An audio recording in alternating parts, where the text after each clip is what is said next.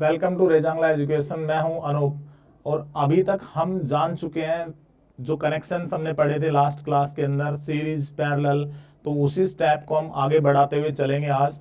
और आज की क्लास के जो टॉपिक्स रहेंगे तो होपफुली आप जो भी अभी तक क्लासेस आपके पास आई हैं आप उनको अच्छे से समझ पा रहे हो। तो उसी प्रोसेस को हम आगे बढ़ाते हैं।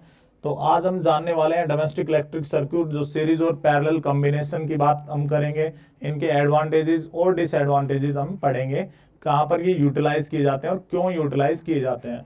नेक्स्ट हम इलेक्ट्रिक पावर, जो इंपॉर्टेंट टर्म है उसके बारे में हम बात करेंगे। उसकी एसआई यूनिट पावर, उसकी डेफिनेशन हम पढ़ेंगे, पावर की जो एसआई यूनिट है। और इलेक्ट्रिकल एनर्जी जो कि बहुत ही इंपॉर्टेंट है और आप इसको अच्छे से समझ सकते हो कि इलेक्ट्रिकल एनर्जी जो हमारे घर पे जो भी बिल वगैरह आता है, वो इलेक्ट्रिकल एनर्जी जो हमारे घर में जितने भी अप्लायंसेस लगे हुए हैं वो जो एनर्जी कंज्यूम करते हैं उसी के ऊपर हम बिल निकालते हैं। तो हम इसके क्वेश्चंस भी इस क्लास के अंदर कवर करेंगे कि किस प्रकार से हम अपने घर का भी, और हम समझ सकते हैं क्वेश्चंस को कि किस प्रकार से हम जो टोटल बिल है उसको कैलकुलेट कर सकते हैं।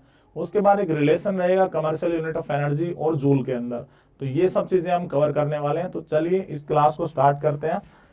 तो सबसे पहले देखिए, जो सीरीज डोमेस्टिक सर्क्यूट होते हैं उसके अंदर दो प्रकार के कनेक्शन हम यूटिलाइज करते हैं। सीरीज का भी हम यूटिलाइज करते हैं और पैरेलल का भी हम करते हैं। ठीक है, तो इनमें जो मेन बात है उस पर आते हैं हम कि सीरीज कॉम्बिनेशन आपने देखा भी होगा कि सीरीज कॉम्बिनेशन हम कहाँ पर यूटिलाइज करते हैं। तो मैंने आपको लास्ट क्लास में बताया था कि सीरीज कॉम्बिनेशन का मतलब क्या होता है कि अप्लायंसेस जो है वो किसके अंदर कनेक्टेड है, एंड टू एंड कनेक्शन। तो एंड टू एंड का मतलब यही होता है कि एक का एंडिंग पॉइंट दूसरे के स्टार्टिंग पॉइंट से कनेक्टेड है, एंड टू एंड कनेक्शन।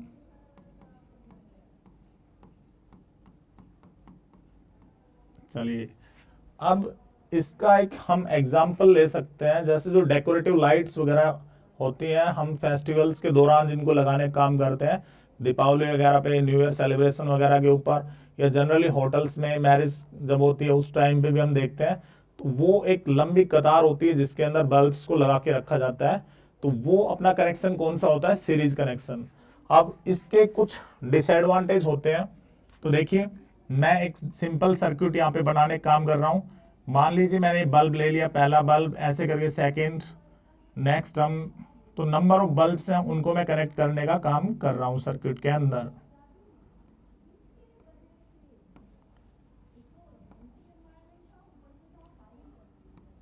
मैंने यहाँ पे एक की लगा ली है सर्किट में। नेक्स्ट उसके बाद यहाँ पर हम इनपुट सप्लाई प्रोवाइड करने का काम करेंगे, जो कि सेल, बैटरी वगैरह के द्वारा दी जा सकती है, इनपुट सिग्नल। तो अभी जैसे ये डिफरेंट डिफरेंट बल्ब्स थे, हम इसको B1 B2 इस प्रकार से नाम भी दे सकते हैं। तो जो मेन चीज यहाँ पे समझने की है, देखिए अभी हमने लास्ट क्लास में पढ़ा था सीरीज का एक फॉर्मूला आया था अपने पास जो टोटल रेजिस्टेंस निकालने का। तो उसमें हमने देखा था RS जो होता है वो किसके बराबर होता है, R1 प्लस R2 प्लस एजोन। ठीक है, तो ये जो रेजिस्टेंसेज हैं यदि हम इन सबको टोटल निकालने का काम करेंगे तो हम देख रहे हैं कि जो ओवरऑल रेजिस्टेंस है वो क्या होता है, इंक्रीज होता जाता है। ठीक है, तो यदि जो रेजिस्टेंस है वो इंक्रीज होते जाएगा तो करंट और पावर के ऊपर क्या असर पड़ेगा, वो सब चीजें हम इसके अंदर समझेंगे। तो अभी आपने ध्यान रखना है इसके जो डिसएडवांटेजेस होते हैं, आपने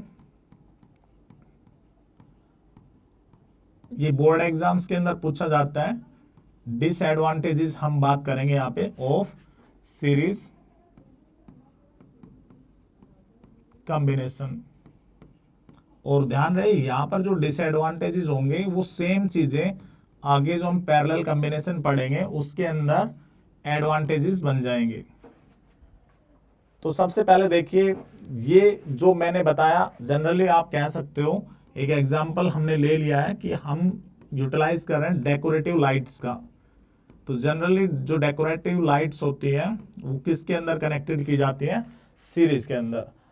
तो सबसे पहला जो पॉइंट होता है इसके अंदर हम बात करें यहाँ पर, क्योंकि मैंने आपको बताया था कि सीरीज में एक ही पाथ होता है करंट फ्लो के लिए, इसीलिए यहाँ पे हमने एक ही स्विच यहाँ पे लगा रखा है। तो सबसे मेन जो पॉइंट हम इसी को हम लिखते हैं यहाँ पे कि जितने भी बल्ब्स यहाँ पे हमने कनेक्ट किए हैं सभी के लिए एक ही सिंगल स्विच है, तो इनका इंडिपेंडेंट स्विच सीरीज कनेक्शन के अंदर नहीं होता है, मतलब खुद का इनका स्विच नहीं होगा। तो हम सबसे पहला यहाँ पे लिखेंगे कि ऑल द अप्लायंसेस या all appliances connected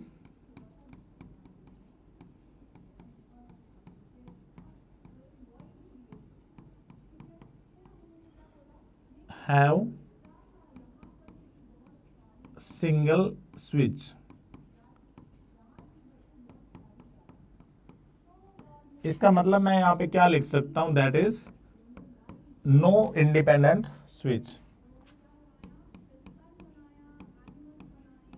no independent switch. इनका मतलब इनका खुद का जो स्विच है वो अपना नहीं रहेगा, सभी एक ही स्विच से ऑपरेट करने का काम करेंगे।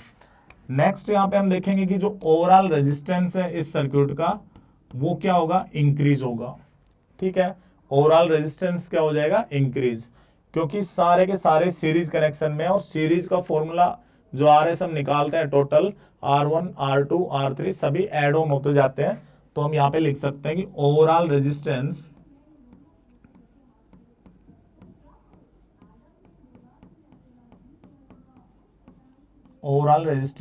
इंक्रीजेस। तो यदि ओवरऑल रेजिस्टेंस जो इंक्रीज होगा तो इसका इफेक्ट ओम्स लॉ क्या बोलता है, V इक्वल टू IR। यदि हम कांस्टेंट वोल्टेज को रखते हैं और R बढ़ते जा रहा है तो इसका मतलब करंट क्या मिलेगा, वहां पे हमें कम मिलेगा, लो मिलेगा। तो हम लिख सकते हैं यदि रेजिस्टेंस ओवरऑल रेजिस्टेंस इंक्रीज होता है करंट डिक्रीज होगा, एंड करंट यदि डिक्रीज हो रहा है तो हम लिख सकते हैं कि पावर भी क्या हो जाएगी, power also decreases.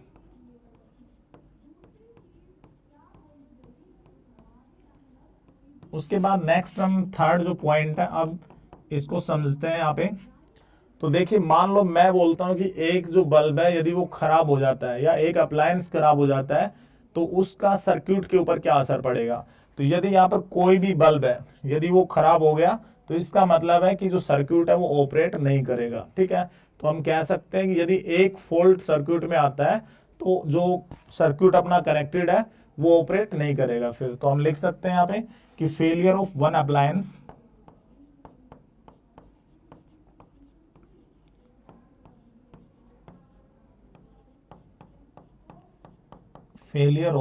Appliance affects the operation of others।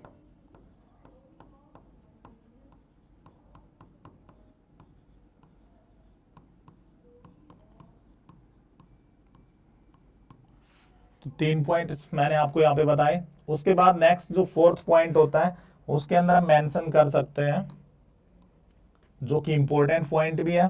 Fourth point मैं यहाँ पे राइट कर रहा हूं, जितने भी अप्लायंसेस यहाँ पे हमने लगा रखे हैं सभी को सेम वोल्टेज नहीं मिलेगी। ठीक है, तो ये आपने ध्यान रखना है। तो मैं यहाँ पे लिख रहा हूं कि all appliances connected, all appliances connected will not get same potential। जितने भी अप्लायंसेस कनेक्टेड किए गए हैं सर्किट के अंदर उन सभी को सेम पोटेंशियल सेम वोल्टेज नहीं मिलेगा। ठीक है, तो ये इसके डिसएडवांटेजेस होते हैं जो सीरीज कॉम्बिनेशन है। तो आप इनको अच्छे से मेमोराइज कर सकते हो। वापस से देखिए मैंने बताया कि जितने भी अप्लायंस कनेक्ट होंगे सभी का इंडिपेंडेंट स्विच नहीं होता है, उनको सिर्फ एक ही स्विच से ऑपरेट किया जाता है। नेक्स्ट जो रेजिस्टेंस है वो बढ़ेगा तो करंट वहां पे क्या होगा, डिक्रीज होगा, और पावर भी क्या हो जाएगी, लो। उसके बाद नेक्स्ट जो था कि यदि एक डिवाइस अपना खराब हो जाता है तो जो बाकी अप्लायंसेज हैं वो वर्कआउट नहीं करेंगे। उसके बाद मैंने लिखा यहाँ पे कि जितने भी अप्लायंसेज यहाँ पे कनेक्टेड है सभी को क्या मिलेगा, सेम पोटेंशियल, सॉरी उनको सेम पोटेंशियल नहीं मिलेगा। तो ये चीजें आपने इसके अंदर ध्यान रखनी है, ये इसके डिसएडवांटेजेस हो गए। अब उसके बाद नेक्स्ट हम चलते हैं आगे, जो पैरेलल कॉम्बिनेशन की हम बात करेंगे,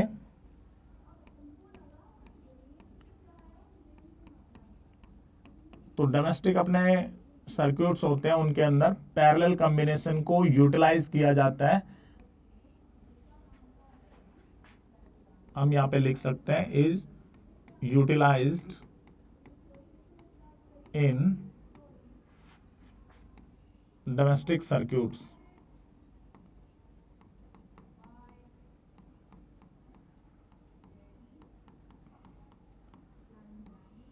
तो इसके एडवांटेजेस अपने पास होंगे कि इसके क्या क्या एडवांटेजेस हैं, हम उनको डिस्कस करेंगे अभी यहां पर। तो मैं मार्क कर सकता हूं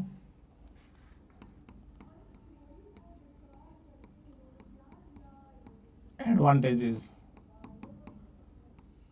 तो हम सर्किट को रीड्रॉ कर सकते हैं, एक सर्किट एग्जांपल ले लेते हैं। मान लीजिए मैंने यहां से इनपुट अपना हम प्रोवाइड कर रहे हैं, और ये जो बल्ब हमने पीछे लिए थे वैसे ही बल्ब्स हम यहाँ पे ड्रॉ करने का काम कर रहे हैं।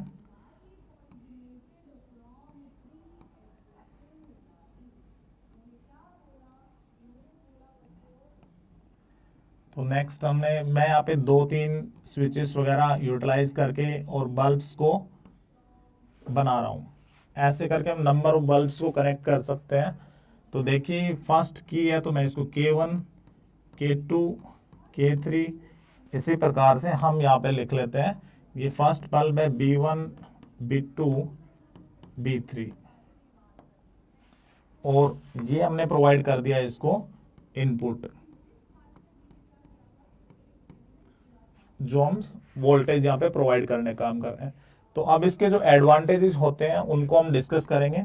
तो सबसे पहले देखिए आप एडवांटेजेस के अंदर, जैसा मैंने सर्क्यूट के अंदर दिखा रखा है, यहाँ पे फर्स्ट बल्ब है, यहाँ पे उसका खुद का स्विच है। सेकेंड बल्ब है, खुद इंडिपेंडेंट स्विच है। थर्ड बल्ब है, उसका भी इंडिपेंडेंट स्विच है।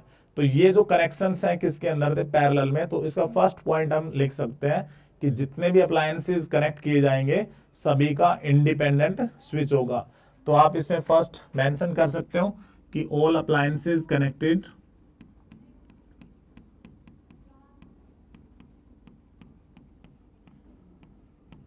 Have independent switch.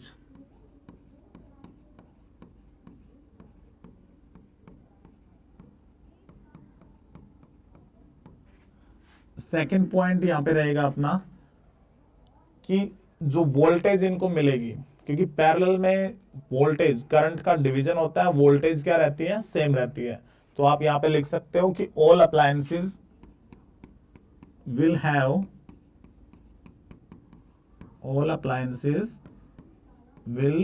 have same potential. जितने भी अप्लायंसेस सर्किट के अंदर कनेक्टेड हैं सभी को क्या मिलेगा, सेम पोटेंशियल।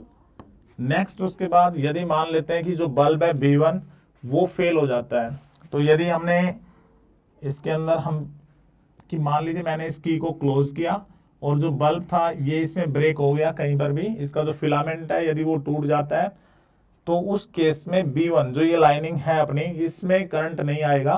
तो नेक्स्ट अपने पास जो वर्किंग पाथ्स हैं उनके अंदर से करंट फ्लो करता रहेगा। तो B2 और B3 as it is operate करते रहेंगे। तो हम यहाँ पे लिख सकते हैं कि जो फॉल्टी कनेक्शन होगा उसका स्विच इसके ऊपर सर्किट पे कोई असर नहीं पड़ेगा। तो मैं यहाँ पे राइट कर रहा हूं कि वन फॉल्टी कनेक्शन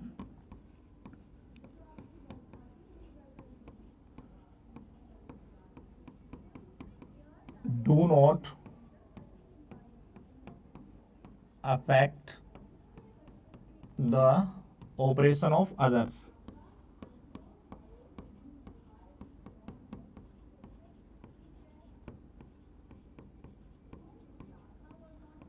तो लास्ट पॉइंट इसके अंदर हम यहाँ पे लिख सकते हैं कि जो ओवरऑल रेजिस्टेंस होगा, तो आपने फॉर्मूला पे ध्यान दिया होगा, तो उसमें हमने पढ़ा था कि 1/Rp is equal to 1/R1 plus 1/R2 एज ओन।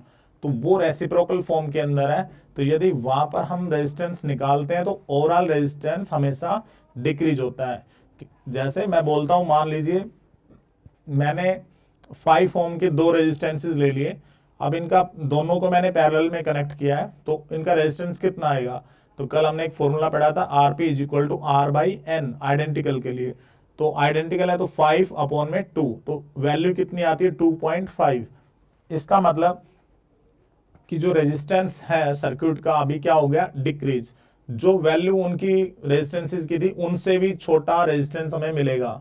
तो हम यहाँ पे मेंशन कर सकते हैं कि overall resistance of circuit decrease, overall resistance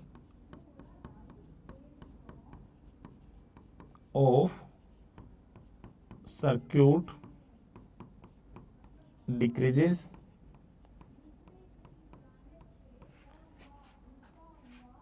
current increases, क्योंकि यदि रेजिस्टेंस डिक्रीज होगा तो करंट क्या हो जाएगा यहां पर इंक्रीज हो जाएगा। ऑल्सो पावर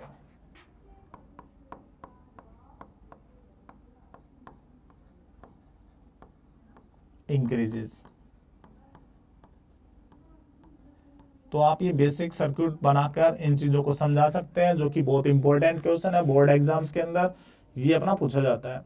उसके बाद हम आगे चलते हैं, तो आगे हम पढ़ेंगे अभी इलेक्ट्रिक पावर के बारे में। तो इसमें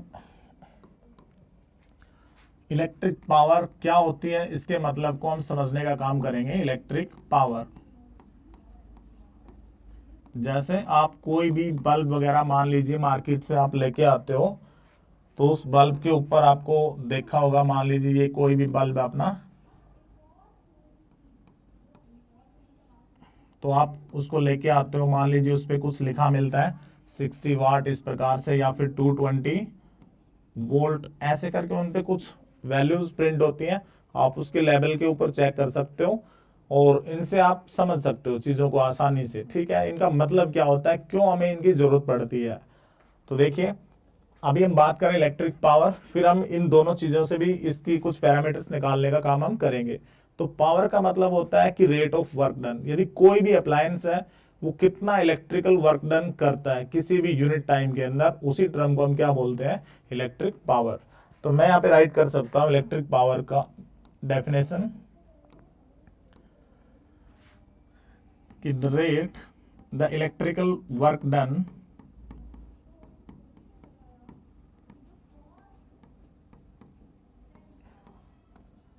in unit time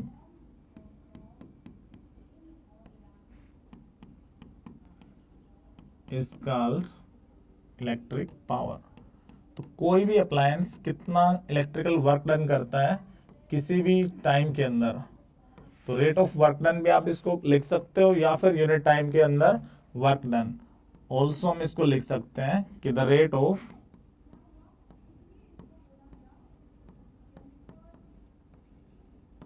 work done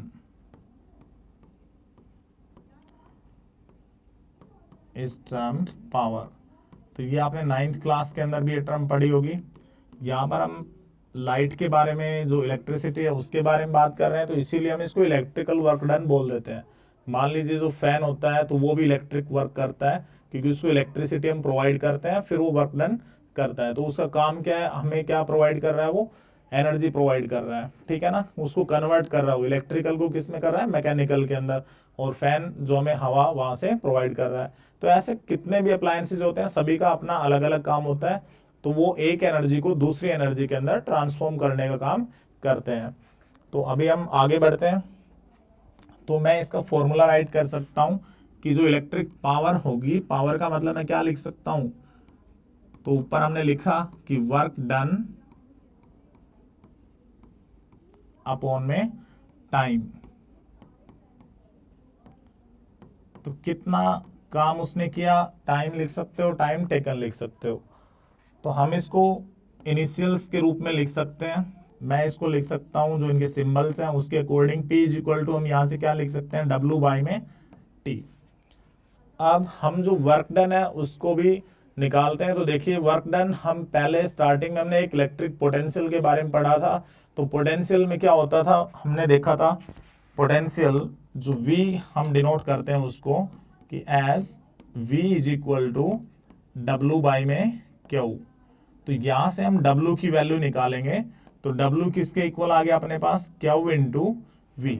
और इस वैल्यू को हम उठाकर कहाँ पे पुट कर देंगे, यहाँ पे पुट कर देते हैं। तो मैं यहाँ पे लिख सकता हूं P is equal to W की वैल्यू अपने पास कितनी आई, QV बाई में T। ठीक है, अभी जो QV अपॉन T, तो इसके अंदर तीन फैक्टर्स अपने पास आ गए हैं। Q डिनोट करता है चार्ज को, V जो पोटेंशियल है बैटरी का, और T टाइम टेकन। तो आपने पढ़ा होगा, ध्यान है तो, कि I जो होता है वो किसके इक्विवेलेंट होता है, Q over T। Also I किसके बराबर होता है, Q ओवर T। तो इस फैक्टर को हम यहाँ पे पुट करते हैं। तो देखिए, मैं इस Q बाई T फैक्टर को हटाकर क्या रख सकता हूं, करंट। तो P is equal to V I, ये अपना क्या हो गया, फॉर्मूला। ठीक है, तो पावर का जो फर्स्ट फॉर्म है वो क्या आ जाती है, P is equal to V I. अब इसी को हम आगे बढ़ाते हैं। तो नेक्स्ट देखिए, जैसे अपने पास अभी जो फॉर्मूला आया था उसके अंदर हमने पढ़ा P is equal to V I. अब हमने कल ओम्स लॉ पढ़ा था, ऑल्सो ओम्स लॉ क्या बोलता है भाई, कि V equal to I R. तो यदि ये वैल्यू V की जगह हम पुट कर देते हैं तो एक और अपने पास फॉर्मूला बन जाएगा पावर का। और उस केस में हम यहाँ पे लिख सकते हैं कि जो पावर अभी आएगी, तो V की वैल्यू में रखता हूं, तो V कितना रखा मैंने, आई आर इंटू में अपने पास I एज इट इज है। तो हम इसको लिख सकते हैं कि एक फॉर्मूला और आ गया अपने पास, I का स्क्वायर इंटू आर। तो ये आपने ध्यान रखना है कि जब करंट कांस्टेंट कर रखा हो, या हम कह सकते हैं कि सीरीज कनेक्शन है, तब हम इस फॉर्मूला को लगाएंगे। जनरली हम सीरीज के लिए इस फॉर्मूला को हम लगाते हैं। उसके बाद हम यदि इसी के अंदर, मैंने स्टार्टिंग में रखी V की वैल्यू, यदि अब मैं I की वैल्यू इसमें पुट करता हूं तो अपने पास एक और ट्रांसफॉर्मेशन आ जाएगी। तो देखिए, मैं इसके अंदर अभी पुट कर रहा हूं P is equal to V। तो मैं I की वैल्यू यहां से रखता हूं, तो I किसके इक्वल हो जाएगा, V बाई में R। तो दूसरा फॉर्मूला अपने पास आ जाएगा P is equal to V square by R। तो ये जो ट्रांसफॉर्मेशन है इसको हम यूटिलाइज करेंगे किसके लिए भाई, जो वोल्टेज सेम रख रखी हो। तो वोल्टेज सेम किस में होती है, पैरेलल कॉम्बिनेशन के अंदर। तो हमारे पास तीन फॉर्मूला आ गए हैं पावर के, और इनके ऊपर आपने क्वेश्चंस बनाने होते हैं। P is equal to V I, P is equal to I square R, और P is equal to V square by R. तो ये तीन इसकी ट्रांसफॉर्मेशन हो जाती हैं। अभी वापस हम इसकी जो एसआई यूनिट होती है उसके बारे में बात करेंगे कि पावर की जो एसआई यूनिट क्या होगी। तो पावर की जो एसआई यूनिट होती है उसको हम बोलते हैं वाट, जो कि जेम्स वाट जो साइंटिस्ट था उसके नेम पे इसको रखा गया है। तो हम इसका इनिशियल कैपिटल W से इसको डिनोट करते हैं। अब इसी के अंदर कन्वर्जन में आप ध्यान देंगे कि कई बार 1 किलोवाट मिल जाता है क्वेश्चंस में, तो हमें उसको करना पड़ेगा चेंज। और हम किलोवाट, किलो मतलब 1000 होता है, तो मैंने यहाँ पे लिखा 1 kilowatt is equal to 1000 watt. Next चीज, यहाँ पे हम कई बार अपने को हॉर्स पावर के अंदर भी वैल्यू मिल जाती है। जनरली जो अपने समर्सिबल मोटर्स वगैरह होती हैं, ठीक है, वो जो कुओं वगैरह में जो वेल्स वगैरह उनके अंदर रखी जाती हैं, तो वो हमेशा हॉर्स पावर के अंदर उनकी रेटिंग की जाती है। तो 1 HP की जो स्टैंडर्ड वैल्यू होती है वो किसके इक्विवेलेंट होती है, 746 वाट के बराबर। तो ये आपने ध्यान रखना है। मान लीजिए मैं बोलता हूं कि मेरे पास 2 HP की मोटर है, तो उसकी पावर कितनी होगी, तो मुझे क्या करना पड़ेगा, 746 से 2 को मल्टीप्लाई करेंगे, और जो भी वैल्यू आती है उतनी वाट के अंदर वैल्यू आ गई है अपनी। नेक्स्ट अभी यहाँ पे देखेंगे, तो जो पावर है वो कौन सी क्वांटिटी होती है, स्केलर क्वांटिटी है। इसका मतलब इनके पास क्या होगा, सिर्फ और सिर्फ मैग्नीट्यूड, कोई डायरेक्शन नहीं होगी। नेक्स्ट टर्म, अभी हम जो डेफिनेशन ऑफ 1 वाट है उसको डिस्कस करेंगे। तो हम यहां पे लिख सकते हैं डेफिनेशन ऑफ 1 वाट। तो देखिए, अभी आपने पढ़ा इसके अंदर कि पावर जो होती है वो किसके इक्विवेलेंट है, वर्क डन बाय में टाइम। तो तो हम इनकी यूनिट्स को रखते हैं। मैंने बताया पावर को हम किस में मेजर करेंगे, वाट के अंदर, और वर्क डन को हम किस में मेजर करते हैं, जूल्स के अंदर। टाइम को हम हमेशा किस में रखेंगे, सेकंड्स में। तो यहीं पर मैं पुट कर देता हूं, पावर को हम किससे दिखाएंगे, वाट में, इज इक्वल टू जो वर्क डन होता है किस में होता है, जूल्स के अंदर, और टाइम को हमने हमेशा किस में लेना है, सेकंड के अंदर। तो पावर 1 वाट कब होगी, तो हम बोलेंगे कि जब भी कोई अप्लायंस 1 जूल ऑफ एनर्जी जो कंज्यूम करता हो पर सेकंड के हिसाब से, तो उसकी पावर कितनी बनेगी, 1 वाट। तो हम लिख सकते हैं कि व्हेन एन अप्लायंस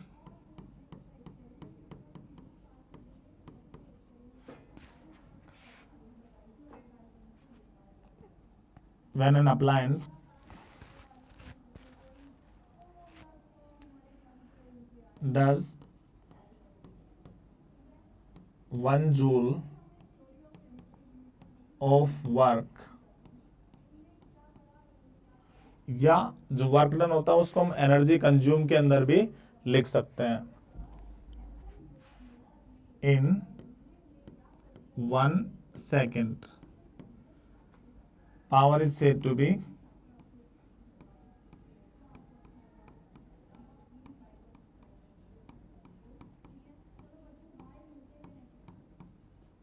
1 वाट। तो ये आपने अच्छे से इसको ध्यान रखना है। अभी जैसे हमने लास्ट एक डायग्राम बनाया था बल्ब, और मैंने वहां पे लिखा था 60 वाट और 220 वोल्ट। तो अब सबसे पहले 60 वाट को हम समझ सकते हैं। 60 वाट का मतलब क्या हुआ, तो मैं लिखूंगा इसको, 60 वाट का मतलब है 60 जूल एनर्जी अपॉन में 1 सेकेंड। इसका मतलब हुआ कि जो भी बल्ब है वो 60 जूल ऑफ एनर्जी को कंज्यूम कर रहा है, उसके हिसाब से वो वर्क डन कर रहा है 1 सेकंड के अंदर। जैसे हम आगे इसमें इलेक्ट्रिकल एनर्जी पढ़ेंगे, तो उसका मतलब यही बनेगा कि भाई वो इतनी एनर्जी को कंज्यूम करता है, ठीक है, और उसी के हिसाब से अपना बिल हम निकालते हैं। तो अभी मैं यदि 100 बोलता हूं तो इसका मतलब हो गया 100 जूल ऑफ एनर्जी वो कंज्यूम कर रहा है। तो जितनी ज्यादा पावर बढ़ती जाएगी उतनी ज्यादा एनर्जी कंज्यूम बढ़ती चली जाती है। अब ये जब दोनों चीजें दे रखी है, तो हम इस बल्ब का रेजिस्टेंस यहां से एस्टिमेट कर सकते हैं। तो जैसे हमने फॉर्मूला पढ़ा अभी, पावर अपने पास गिवन है, वोल्टेज अपने पास गिवन है, तो मैं यदि रेजिस्टेंस निकालता हूं, तो हमने फॉर्मूला पढ़ा था अभी कि पावर जो होती है वो किसके इक्वल होगी, वी स्क्वेयर बाई में आर। तो मुझे चाहिए आर, तो आर इज इक्वल टू हम क्या लिख सकते हैं, वी स्क्वेयर बाई में पी, और v की वैल्यू कितनी अपने पास 220। तो मैंने इसको 220 का स्क्वायर था, मैंने इसको 2 बार मल्टीप्लाई करके रख दिया। नेक्स्ट जो वैल्यू थी पावर की 60, तो यहां से 0 से 0 खत्म, और 2 से हम इसको काटते हैं 3, 2 से ये 11। अब इसको जब मल्टीप्लाई करेंगे r, तो अपॉन में 3, और 11 220 की मल्टीप्लाई करते हैं तो ये 2420 इतने ओम्स। तो ये इस जो बल्ब था इसका रेजिस्टेंस आ जाएगा। इस प्रकार से हम इसकी वैल्यू को कैलकुलेट कर सकते हैं। उसके बाद हम नेक्स्ट आगे चलते हैं। तो आगे हम पढ़ेंगे अभी इलेक्ट्रिकल एनर्जी के बारे में। इलेक्ट्रिकल एनर्जी क्या होती है, तो देखिए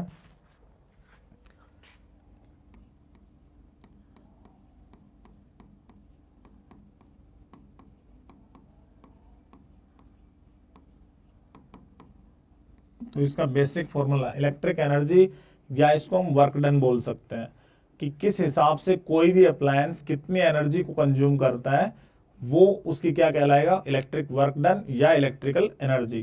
तो देखिए हम लिख सकते हैं कि the rate at which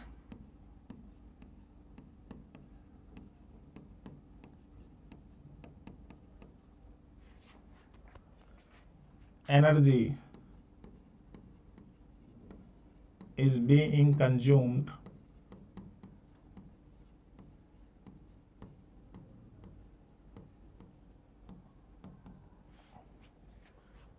by the appliance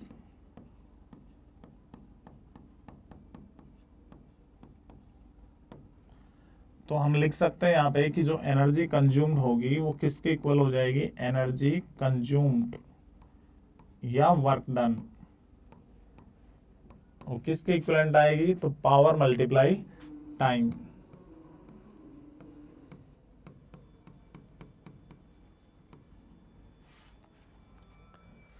अब इसके अंदर हम इनके जो फॉर्मूला पढ़ के आए थे पीछे, उसके हिसाब से इसको मेंशन करते हैं। तो हमने पावर का फॉर्मूला पढ़ा था, P is equal to V I. तो एनर्जी कंज्यूम्ड को हम लिख सकते हैं, और टाइम की जगह पे मैंने टी रख दिया है। तो एनर्जी कंज्यूम्ड या वर्क डन तो हम लिख सकते हैं W इज इक्वल टू कितना हो गया, वी आई टी। इसी हिसाब से हम नेक्स्ट आगे ऑल्सो इसकी जो बाकी की ट्रांसफॉर्मेशन थी उनके हिसाब से हम लिख सकते हैं W is equal to I square R into T, और इसी प्रकार से W is equal to V square by R into T. तो मैंने बताया एनर्जी कंज्यूम का मतलब कितनी पावर मल्टीप्लाई में time.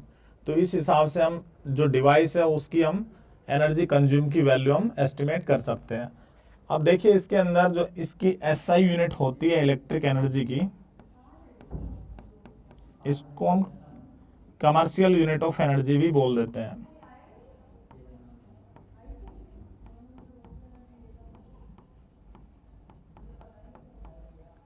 Commercial unit of energy. तो जो कमर्शियल यूनिट ऑफ एनर्जी होती है उसको हम मेंशन करते हैं किलो वाट आवर के अंदर, वाट आवर्स या किलो वाट आवर। तो स्टैंडर्ड यूनिट जो होती है वो किलो वाट आवर्स के अंदर रहेगी। नेक्स्ट इसके अंदर इसको हम बोर्ड ऑफ ट्रेड यूनिट भी बोल देते हैं। इसको हम क्या बोल देते हैं, बोर्ड ऑफ ट्रेड यूनिट, या सिंपली यूनिट्स भी हम इसको बोल देते हैं। इसको मैं यहां पे लिख सकता हूं बोर्ड ऑफ ट्रेड यूनिट। तो अभी इसका एक छोटा सा रिलेशन आएगा अपने पास कि रिलेशन बिटवीन कमर्शियल यूनिट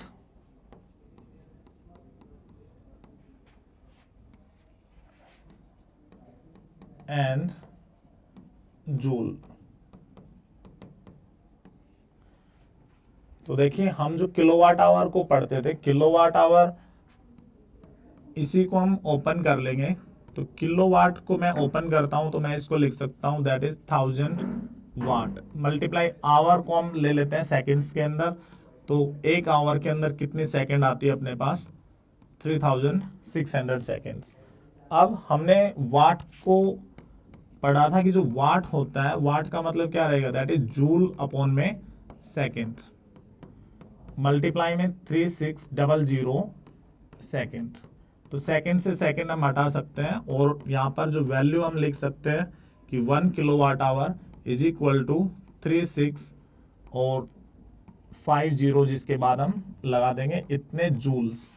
या इसको हम सिंपल छोटे जो अपने ध्यान रखनी है उस वैल्यू के अंदर हम इसको लिख सकते हैं 3.6 इंटू 10⁶ जूल्स, जो कि स्टैंडर्ड वैल्यू बोली जाती है। तो ये आपने इसको ध्यान रखना है, ये इतने जूल्स के बराबर रहेगा। नेक्स्ट इसी के अंदर जो 1 किलोवाट आवर होता है इसको हम लिख सकते हैं 3.6 capital M J mega joules में भी इसको लिख सकते हैं। और कई बार ये सारी चीजें ऑप्शन के अंदर डाल दी जाती हैं, तो उस केस में हम जूल को भी हटा के लिख सकते हैं कि 1 kilowatt hour is equal to 3.6 into 10⁶। अब देखिए मैं यदि जूल की वैल्यू रखता हूं तो जूल किसके इक्वल हो जाएगा, वाट सेकेंड। तो हम यहां पे मेंशन कर सकते हैं वाट सेकेंड। तो बोर्ड एग्जाम्स के अंदर क्वेश्चन आता है तो आपने इन तीनों ऑप्शंस को अच्छे से मैच करना है, फिर अपना आंसर देना है, क्योंकि उसमें बहुत ऑप्शंस डाल देता है।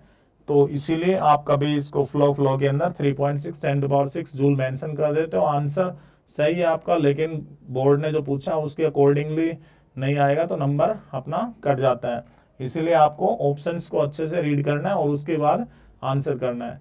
तो ये आज की जो क्लास है उसके अंदर हमने स्टार्ट किया था, बिल्कुल जो टॉपिक्स थे अपने डोमेस्टिक सर्क्यूट, जो मैंने सीरीज डिस्कस किया उसके एडवांटेजेस डिसएडवांटेजेस दोनों पैरेलल सीरीज के हमने पढ़े 1 बाय 1। सीरीज में जो डिसएडवांटेजेस थे, पैरेलल के अंदर अपने एडवांटेज, इलेक्ट्रिक पावर हमने रीड की, उसके जो फॉर्मूला थे और जो अपने किलोवाट और दूसरा अपना जो हॉर्स पावर है, उनकी वैल्यूज हमने देखी। तो आपने ये रिमेंबर करनी है 1 वाट की डेफिनेशन, उसके बाद इलेक्ट्रिक एनर्जी के बारे में हमने जाना, और ये कमर्शियल यूनिट ऑफ एनर्जी जो उसका रिलेशन जूल्स के साथ। ठीक है, तो आप इसको अच्छे से पढ़िए और जो भी सजेशंस हो, फीडबैक हो, आप प्रोवाइड कीजिए, और होपफुली आप अच्छे से एंजॉय कर पा रहे हैं लेक्चर्स को। इसी हिसाब से हम फिर आगे आपको जो भी टॉपिक्स इसके लेफ्ट और बचते हैं वो करवाएंगे, और नेक्स्ट फिर हम न्यूमेरिकल पोर्शंस हैं उनको कवर करने का काम करेंगे। तो चलिए आज की क्लास को